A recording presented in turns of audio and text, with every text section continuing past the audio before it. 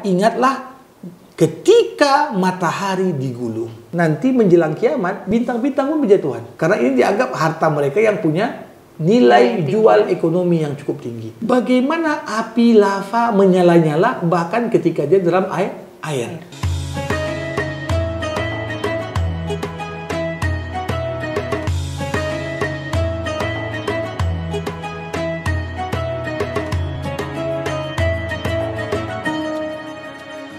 Ya, bismillahirrahmanirrahim. Assalamualaikum warahmatullahi wabarakatuh. Sahabat Al-Quran, alhamdulillah kita kembali bertemu dalam menyelami rahasia Al-Quran. Sahabat Al-Quran, di episode kita kali ini kita akan membahas mengenai surah At-Takwir, artinya adalah menggulung. Tapi kira-kira sahabat Al-Quran, apa sih makna yang terkandung di balik surah At-Takwir ini? Kalau kita perhatikan dari judulnya, ini menunjukkan isyarat bahwasannya ini ada mungkin penggambaran dari hari kiamat begitu. Tapi nanti akan kita bahas seperti biasa bersama dengan Ustadz Zamakhsyari Hasbullah Taib di sini. Assalamualaikum warahmatullahi wabarakatuh, Ustadz. Waalaikumsalam warahmatullahi wabarakatuh. Oke, langsung saja Ustadz, ini kalau diperhatikan dari judulnya menggulung, dan Widya masih ingat juga pesan dari Ustadz di beberapa episode lalu bahwasannya kita sudah sampai di juz-juz terakhir itu surah-surahnya banyak membahas mengenai hari kiamat begitu ya. Nah, apakah memang di surah At-Takwir ini dengan judul yang artinya adalah menggulung, kita akan membahas juga mengenai penggambaran hari kiamat begitu Ustadz ya?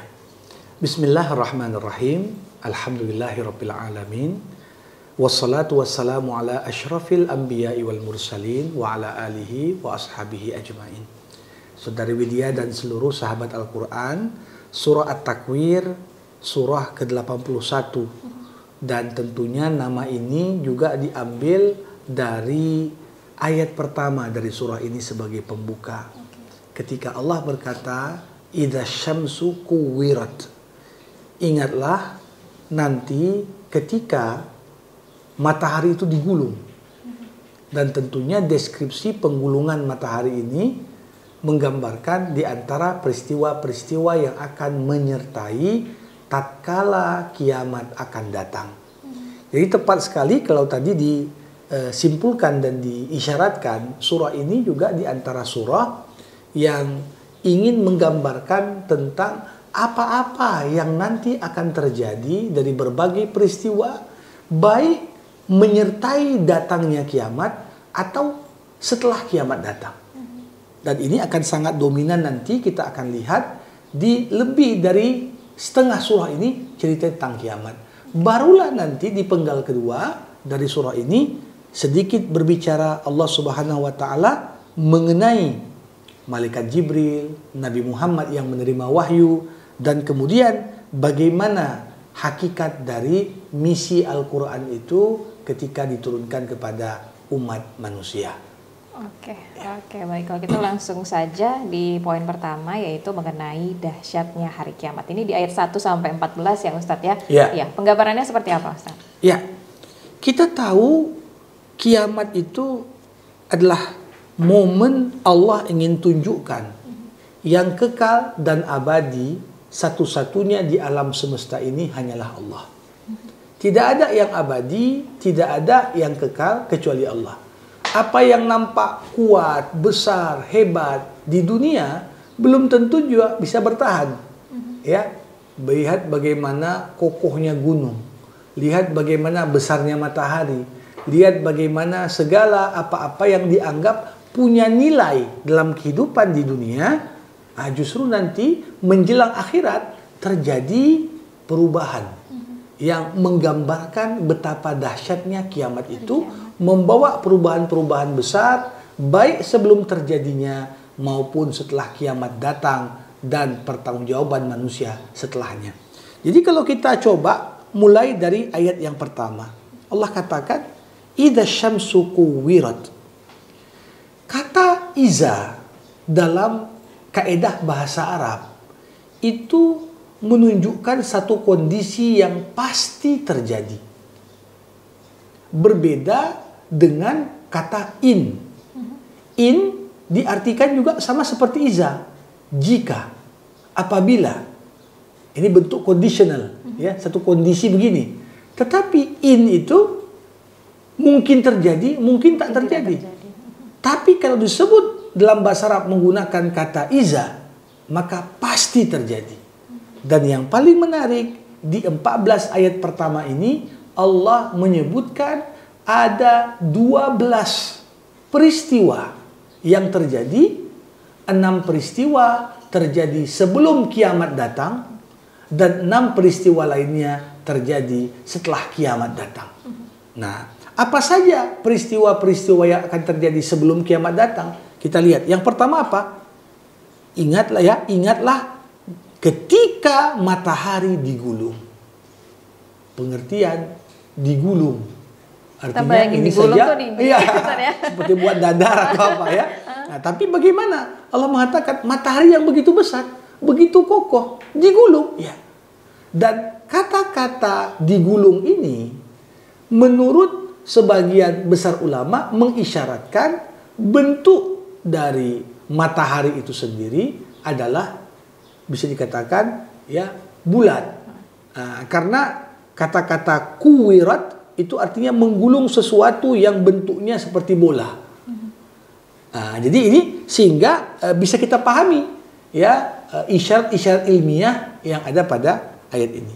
Jadi bayangkan kalau matahari digulung, maka yang terjadi apa? Bisa jadi kita tidak mendapatkan akses cahaya dan panas sebagaimana yang selama ini kita nikmati dari nikmat matahari yang Allah berikan untuk kita. Yang kedua, Allah katakan lagi, wa idzan nujum inkadarat.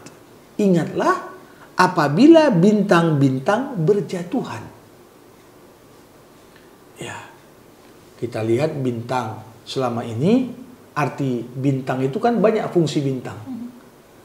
Di zaman sebelum ditemukan listrik, itu orang semuanya membaca arah dan lain sebagainya, melihat bintang. Mau tahu musim apa yang akan datang, lihat bintang. Rasi bintang itu bisa untuk menunjukkan banyak informasi. Tapi bintang kan identik tempatnya tinggi. Tapi Allah katakan, nanti menjelang kiamat, bintang-bintang pun berjatuhan. Wallahu alam, apa maksud sebenarnya bintang berjatuhan ini? Tapi kalau makna jauh, ini begitu juga. Kadang-kadang bintang di dunia, polisi ada bintangnya. Jangan sampai diartikan bintang-bintang pun banyak berjatuhan. Tapi maknanya di sini adalah nujum, memang bintang yang ada di langit.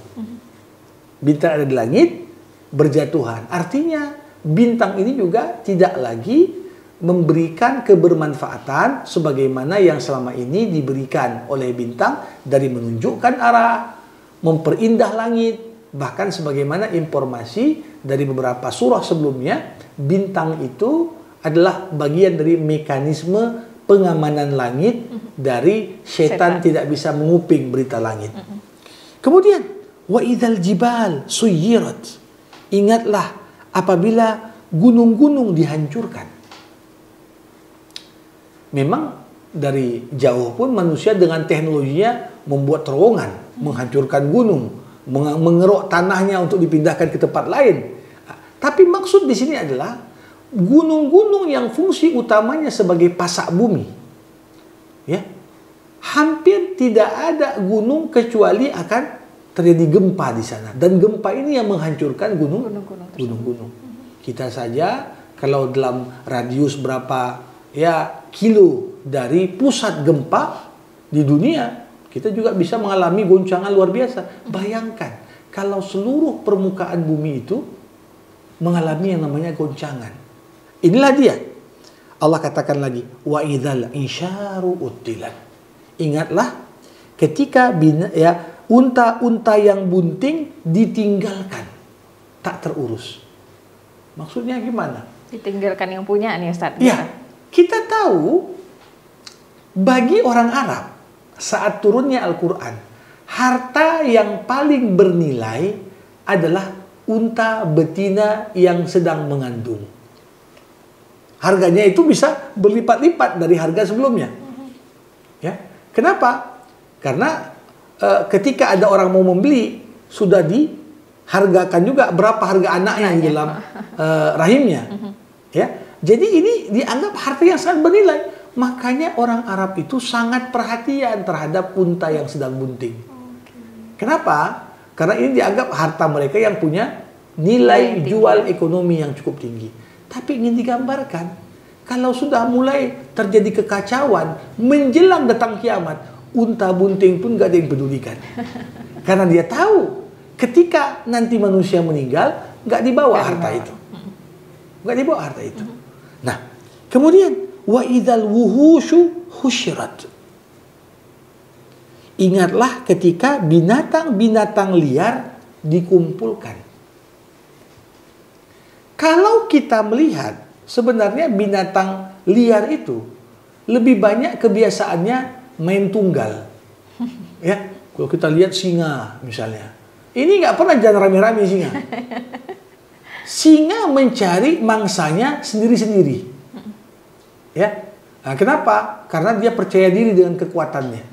Nah, tapi ketika singa sudah bergelombolan, binatang-binatang liar juga bergelombolan. Ini menunjukkan kepada kita, sebenarnya tanpa kita sadari, binatang-binatang yang kita anggap remeh bisa membaca tanda-tanda alam. Ya, satu hal yang menarik.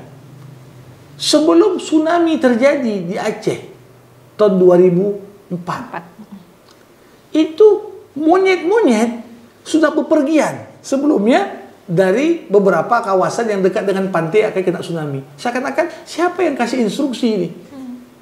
Monyet itu untuk pindah, menyelamatkan diri. Sedangkan manusia sampai paginya masih berenang di pantai. Nah, jadi ini yang kalau kita lihat sebenarnya ada banyak tanda-tanda alam. Kadang-kadang itu yang dibaca oleh binatang. Hewan liar yang nggak pernah ngumpul, ini tiba-tiba ngumpul. Tentunya di sini kalau orang yang artinya mampu dan memiliki kemampuan membaca tanda-tanda tadi, ini juga menjadi sebuah pertanyaan. Apa ini? Ini isyarat apa? Nah, kemudian Allah katakan, wa idzal biharu sujirat. Tanda keenam, apabila lautan dibakar atau dipanaskan. Maksudnya apa? Nah, kita ketika memahami ayat ini dulu, satu pertama, para sahabat pun tidak bisa memahami ayat ini dengan baik. Sampai kemudian ditemukan bahwasanya banyak gunung-gunung itu yang nampak di atas permukaan bumi itu hanya bagian kecil. Kebanyakan gunung itu di mana? Di bawah lautan. Dan artinya reaksi magma, lava, ya, yang kemudian kalau terjadi gunung meletus itu keluar, ini sebenarnya reaksi terjadi mana? Di bawah lautan. Makanya ketika orang misalnya menyelam ke dasar lautan yang ada gunungnya, dasar lautan yang ada gunungnya, ini akan temukan bagaimana api lava menyala-nyala bahkan ketika dia dalam air. Jadi ini salah satu ayat-ayat yang bisa kita katakan turut mendahului masanya. Ya, baru berapa puluh tahun lah orang mulai eksplorasi minyak. Artinya abad ke-20, abad ke-19 akhir, itu baru orang mengkaji tentang minyak, ya, mengkaji, menyelam, kemudian. Nah, tapi bayangkan 14 abad yang lalu sudah cerita tentang adanya gunung api, ya, vulkanikah, ya, yang pada dasarnya ketika kita lihat dasarnya di bawah lautan itu ikut membakar lautan. Ini 6 hal yang kalau kita perhatikan terjadi sebelum kiamat.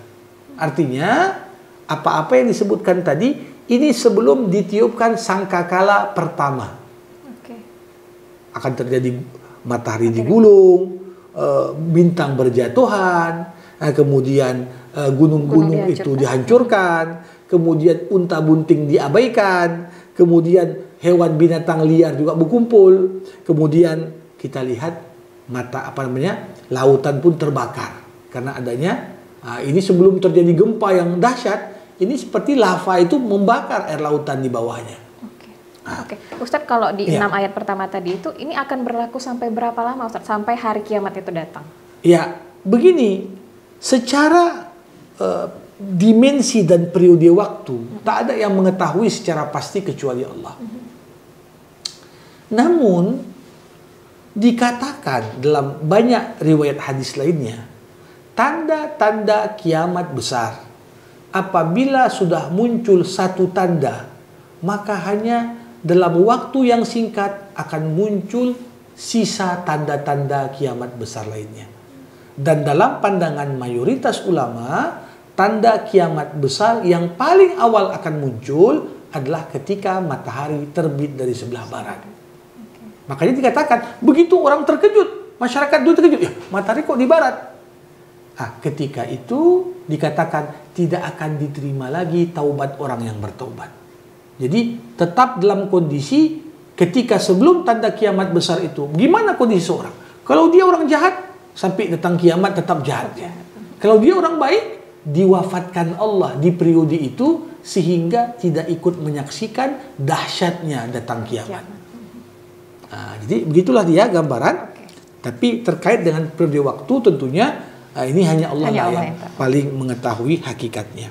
Nah, setelah 6 peristiwa yang menyertai sebelum ditiupkan sangkakala pertama, nah pertanyaan, 6 tanda lainnya ini kapan? Setelah manusia dibangkitkan dari kubur. Artinya setelah ditiupkan sangkakala yang kedua.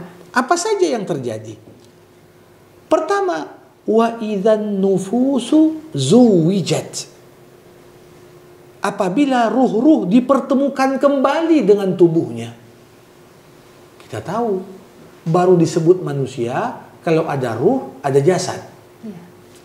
Ketika kita meninggal dunia, maka terjadilah perpisahan antara ruh dengan jasad. Ruhnya ke alam barzakh, tubuhnya ke alam kubur.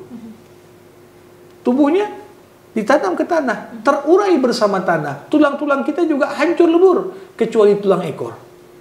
Nah, tapi ruh tetap kekal abadi di alam barzakh. Ketika dibangkitkan lagi manusia dari dalam kubur, nah yang udah lama terpisah balik lagi disatukan.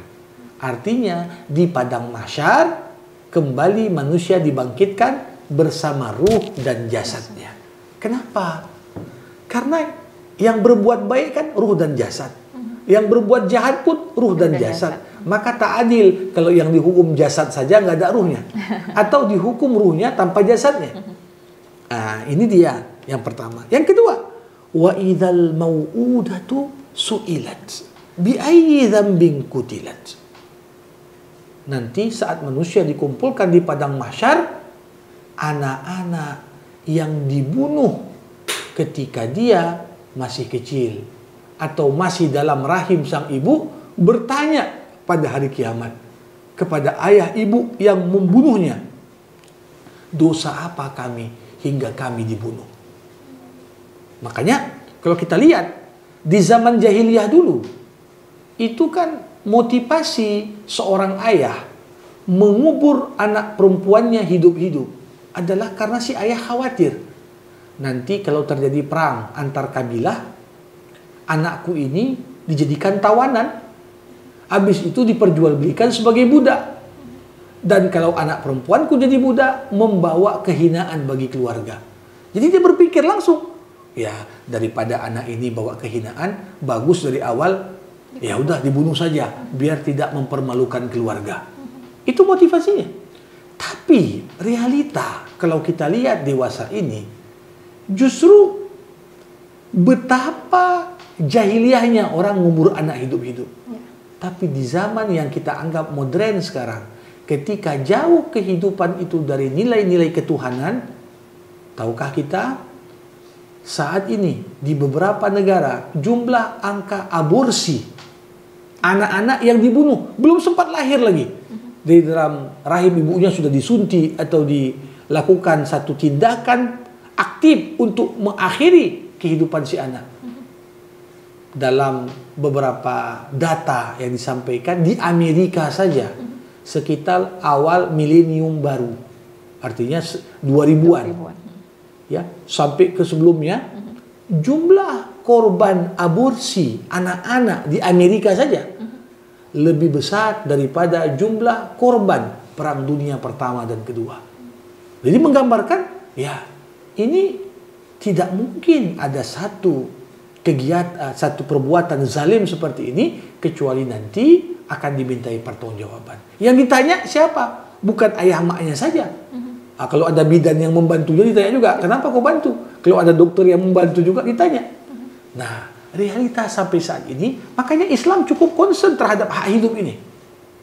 Kalau dalam masyarakat dunia itu, saya pernah menyaksikan satu program di Discovery Channel. Ya, itu beberapa negara memberikan legalitas.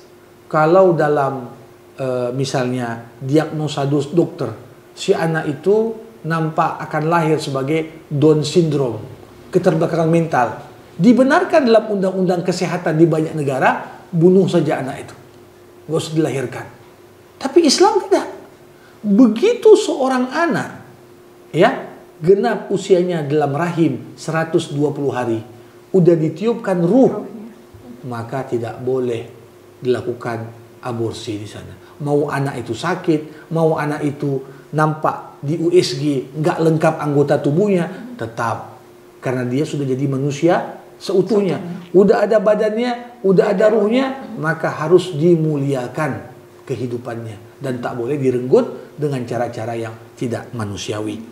Nah, kemudian Allah katakan lagi tanda yang ketiga, peristiwa yang ketiga nanti, wa idza suhufu nusyirat. Ingatlah ketika catatan-catatan amal kita dibuka lebar-lebar. Tiap orang bersamanya catatan amalnya. Dan catatan amal itu sangat detail. Jam sekian, waktu sekian, ini dia buat ini, ya. Nah, semuanya ada. Dan ketika nanti persidangan dilakukan, yang menjadi saksi adalah anggota tubuh kita. Tangan yang kita gunakan mencuri, dia ngomong, aku digunakan oleh si fulan pada tanggal sekian, jam sekian untuk mencuri. Kaki juga akan ngomong, justru lidah akan dikunci dan dibelenggu. Al-yawma nakhtimu ala afwahihim wa tukallimuna aydihim wa tashhadu arjuluhum bima kanu yaksibun. Pada hari ini mulut mereka kami tutup. Tangan mereka bersaksi, kaki mereka berbicara apa-apa saja yang mereka lakukan selama di dunia. Kemudian yang keempat, wa idas sama'u kushitat. Ingatlah ketika langit dilenyapkan. Ya, langit dilenyapkan. Makanya digambarkan di padang mahsyar itu jarak antara kepala kita dengan matahari seperti sejengkal katanya. Panas betul. Apalagi kita tak pakai baju. Makanya beruntunglah siapa? Orang-orang yang mendapatkan naungan Allah pada hari mahsyar. Caranya Ustaz untuk mendapatkan. Kalau dalam hadis sahih dikatakan ada 7 kelompok manusia mendapatkan perlindungan Allah, naungan Allah, artinya dipayungi dia. Sehingga nggak langsung kena teriknya matahari pada hari itu. Di saat langit sudah dilenyapkan Allah. Pertama apa? Nah, pemimpin yang adil. Ya, yang kedua, anak muda yang tumbuh dewasa dalam ketaatan kepada Allah. Yang ketiga, orang-orang yang hatinya selalu terikat dengan masjid. Yang keempat, 2 orang atau lebih yang saling mencintai karena Allah, berjumpa karena Allah, berpisah pun karena Allah. Ya. Kemudian seseorang yang apabila dia bersedekah, tangan kanannya memberi, tangan kirinya nggak tahu. Artinya tanpa publikasi. Nah, kemudian disebutkan juga seorang dirayu dan digoda oleh seorang wanita cantik untuk kemudian melakukan perzinahan, tapi dia menolak untuk melakukan itu seraya berkata, aku takut sama Allah. Jadi ini termasuk diantara yang mendapatkan naungan tadi. Jadi betapa beratnya kalau langit. Selama ini kan terik matahari itu sedikit banyak dikurangi oleh atmosfer kita. Ya, tapi ketika langit tak ada lagi, langsung terasa panas bagaimana? Nah, para hadirin, termasuk Allah katakan wa idzal jahimu su'irat.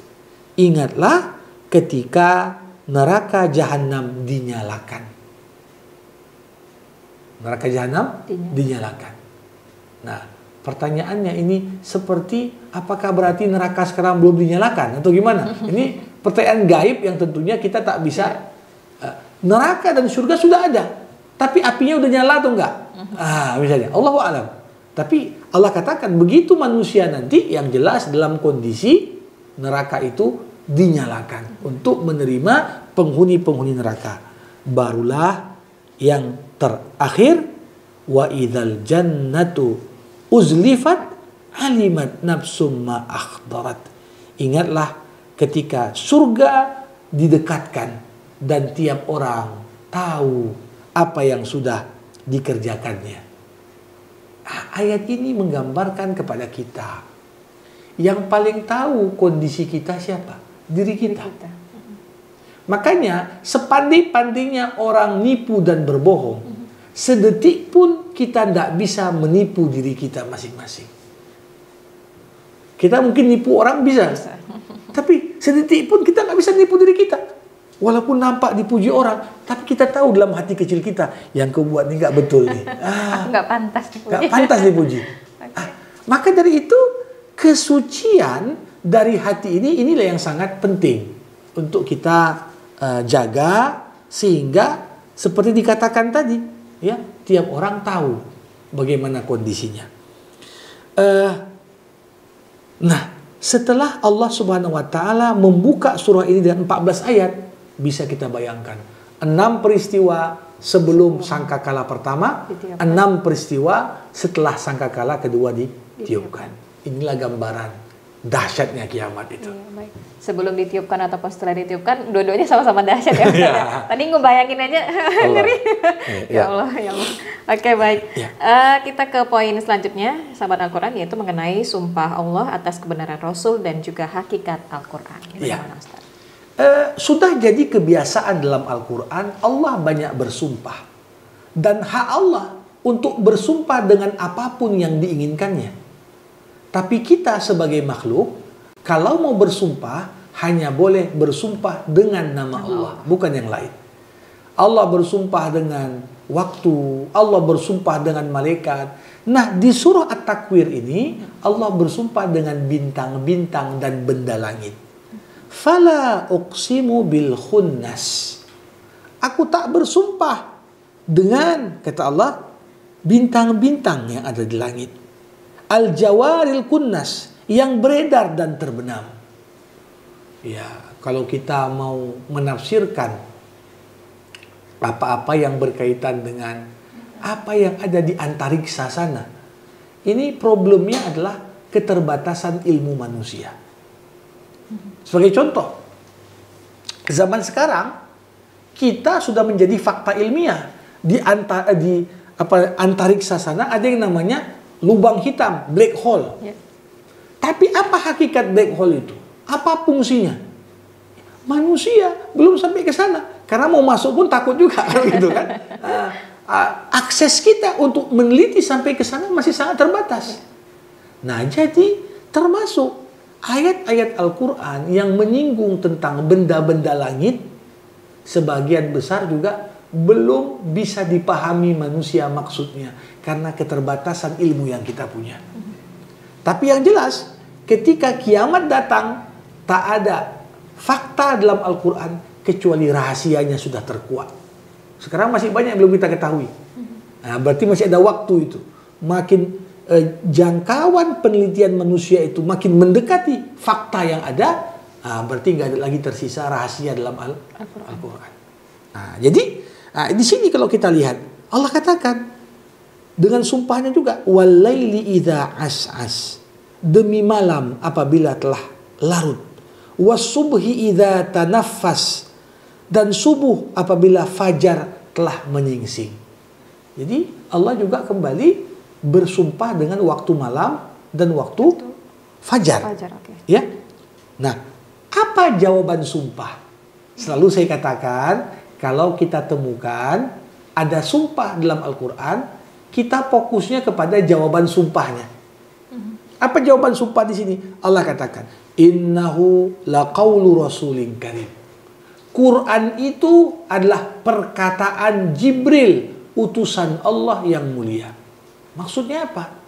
Bukankah Al-Quran itu perkataan Allah? Iya. Ya. Tapi Jibril ketika nyampaikan ke Nabi, kan dia ngomongkan juga Quran itu. Ketika Jibril menyampaikan isi Quran, seakan-akan Jibril ngomong Al-Quran. Makanya dikatakan Jibril adalah Rasul yang mulia yang menyampaikan isi Quran. Jadi dideskripsikan Jibril dengan 3 sifat di sini. Pertama, dia adalah Rasul utusan Allah yang mulia. Yang kedua, Jibril itu memiliki kekuatan fisik yang begitu kuat. Digambarkan dalam sebuah hadis, Jibril itu pemimpin para malaikat. Sayap Jibril ada 600 sayap. Jarak antara satu sayap dengan sayap yang lain itu cukup untuk menutupi horizon pandangan kita. Bayangkan seberapa besar Jibril. Ya. Kemudian muta'in thamma amin. Ya, Jibril itu ditaati dan dipercaya. Ditaati oleh malaikat-malaikat lain. Karena Jibril adalah pemimpin para malaikat. Nah, sedangkan Nabi Muhammad SAW dideskripsikan dengan satu sifat. Apa itu? Wa ma sahibukum bimajnun. Sahabat kalian itu gak gila. Jadi maksudnya Nabi Muhammad gak gila. Kenapa Allah mengatakan Nabi Muhammad dengan redaksi sahabat kalian? Seakan-akan Allah ingin menggambarkan begini. Wahai orang-orang Mekah, wahai orang-orang Quraisy, bukan sebentar kalian kenal Muhammad, udah lama kalian kenal, lebih dari sahabat kalian dia. Kalau kalian mau nitip barang, kalian titip ke rumah Muhammad. Ya, kenapa tiba-tiba ketika dia sampaikan Al-Quran, kalian tuduh Muhammad itu gila? Padahal dulu sebelumnya kalian namakan dia orang yang amanah lagi jujur. Jadi ini semacam apa yang Allah ingin sampaikan. Kontradiksi ketika orang-orang Quraisy mulai menyerang Nabi Muhammad SAW. Nah, dikatakan di sini Quran itu bukan perkataan setan, karena orang-orang Quraisy menuduh Nabi gila. Jadi Quran itu apa? Itu ucapan setan tuh sama Nabi. Bahkan beberapa orientalis yang meneliti, ya, mengatakan Nabi Muhammad itu mengalami gangguan kejiwaan. Kalau dalam istilah ilmu penyakit jiwa, skizofrenia, gitu ya. Ya, dianggap Nabi ngomong sendiri, dituduh mengalami kegilaan. Tetapi orang gila, apakah mungkin keluar hikmah dari mulut orang gila? Seperti keluarnya hikmah dari Al-Quran yang disampaikan Rasulullah. Nah, maka dari itu Allah katakan Quran adalah peringatan bagi alam semesta. Siapa yang ingin menempuh hidup yang istiqomah, dan penutup surah Allah katakan, kalian tidak akan memperoleh apa yang kalian kehendaki kecuali jika Allah menghendaki hal yang sama seperti yang kalian kehendaki. Artinya apa? Kita semua banyak keinginan. Kita punya banyak kepingin. Tapi apa yang kita inginkan dan kita kepingin untuk terwujud hanya bisa terwujud kalau Allah menghendakinya. Nah, maka dari itu supaya keinginan kita terwujud, kehendakilah yang Allah kehendaki. Pasti terwujud. Oke, baik. Baik, jangan ikutin kehendak kita aja, tapi bagaimana bisa Allah juga berkehendak juga. Ya. Oke, baik. Sahabat Al-Quran, untuk surah At-Takwir sudah selesai. Tadi banyak sekali penjabaran mengenai hari kiamat khususnya ya, yang patut kita ambil pelajaran, kita imani, dan tentunya juga menjadi sebuah peringatan juga untuk kita. Oke, diajak kembali sahabat Al-Quran untuk like, komen, dan subscribe ke YouTube channel kita. Kita akan kembali lagi di episode selanjutnya. Wabillahi taufiq wal hidayah. Assalamualaikum warahmatullahi wabarakatuh.